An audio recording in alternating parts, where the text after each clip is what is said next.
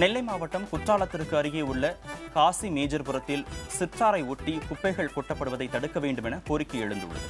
குற்றாலம் பிரதான அருவியிலிருந்தும் ஐந்தருவியிலிருந்தும் வரும் தண்ணீர் ஒன்றாக சேரும் சிற்றாற்றில் தடுப்பணை அமைக்கப்பட்டுள்ளது. இந்த தடுப்பணையை ஒட்டி ஆற்றின் உட்பகுதியில் குப்பைகள் கொட்டப்பட்டு எரிக்கப்படுவதாக சமூக ஆர்வலர்கள் குற்றம் சாட்டுகின்றனர். இதனை தடுத்து நிறுத்த மாவட்ட நிர்வாகம் நடவடிக்கை எடுக்க வேண்டும் என்றும் அவர்கள் வேண்டுகோள் விடுத்துள்ளனர்.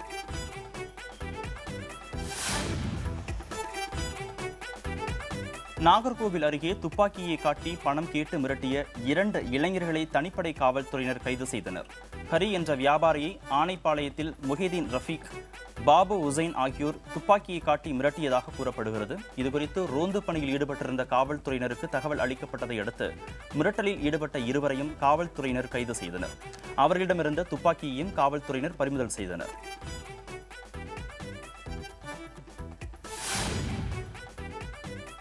வேதாரண்யம் கடைமடை பாசன பகுதியில் சம்பா விளைச்சல் பாதிக்கப்பட்டிருப்பதாக விவசாயிகள் கவலை தெரிவிக்கின்றனர். எனவே ஏக்கருக்கு 25,000 ரூபாய் நிவாரணம் வழங்க வேண்டும் என அவர்கள் அரசுக்கு கோரிக்கை விடுத்துள்ளனர். வேதாரண்யம் தாலுகாவில் கடைமடை பாசன பகுதியான கரியாப்பட்டினம், பிராந்தியங்கரை உள்ளிட்ட கிராமங்களில் சுமார் 1000 ஏக்கரில் சம்பா பயிர் சாகுபடி செய்யப்பட்டிருந்தது. வடகிழக்கு பருவமழையால் விளைச்சல் பெரிதும் பாதிக்கப்பட்டிருந்த நிலையில் நஷ்டத்தை சந்தித்திருப்பதாக விவசாயிகள் வேதனை தெரிவிக்கின்றனர். கரூர் மாவட்டம் புன்னம் சத்திரத்தில் இயங்கி வரும் அரசு மேல்நிலைப் பள்ளியில் தண்ணீர் பற்றாக்குறை இருப்பதாக மாணவ மாணவிகள் புகார் கூறுகின்றனர்.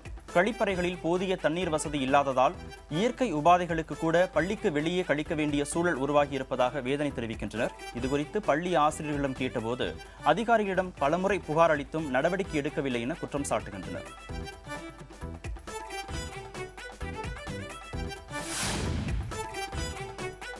சிவகாசி அருகே திருத்தங்கலில் உள்ள அங்கன்வாடி மையத்தின் பின்புறம் ஆபத்தான நிலையில் இருக்கும் கிணற்றை சுற்றி சுற்றுச்சுவர் அமைக்க பொதுமக்கள் கோரிக்கை விடுக்கின்றனர்.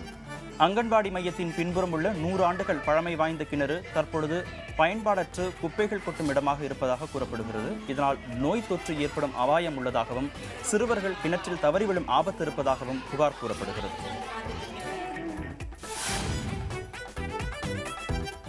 குன்னூர் மற்றும் அதனை சுற்றியுள்ள பகுதிகளில் இன்று காலை முதல் பலத்த மழை பெய்து வருவதால் பொதுமக்களின் இயல்பு வாழ்க்கை பாதிக்கப்பட்டது. சாலைகளில் தண்ணீர் தேங்கியிருப்பதால் வாகன ஓட்டிகள் பெரும் சிரமத்திற்கு ஆளாகினர். தொடர்ந்து மழை பெய்து வரும் நிலையில் குன்னூர் மேட்டுப்பாளையம் நெடுஞ்சாலையில் பாதுகாப்பு கருதி 24 மணி நேரமும் ரோந்து பணியில் ஈடுபட்டு வருவதாக காவல்துறையினர் தெரிவித்தனர்.